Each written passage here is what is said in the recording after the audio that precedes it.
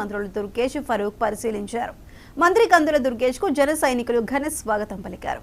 మొదటిసారి నంద్యాలకు వచ్చిన మంత్రికి శాలువా కప్పి జన సైనికులు సన్మానించారు. స్థానిక కార్యాలయంలో మంత్రి కందుల దుర్గేష్ కేక్ కట్ చేశారు.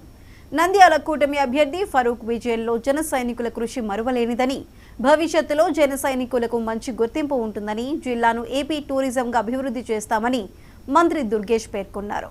నంద్యాల ప్రాంతంలోని నవనందుల్ని అభివృద్ధి చేస్తామని, టూరిజంలో పెట్టుబడులు పెట్టే వారిని ప్రోత్సహిస్తామని మంత్రి తెలిపారు.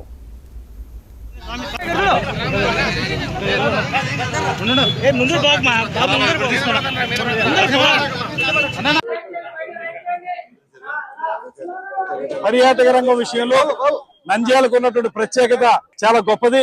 ముఖ్యంగా ఒక పక్కన అటవీ ప్రాంతం, మరో పక్కన టెంపుల్స్, మరో పక్కన ఎకో టూరిజం, అన్ని రకాల అభివృద్ధికి అవకాశం ఉన్నటువంటి ప్రాంతం ఇది.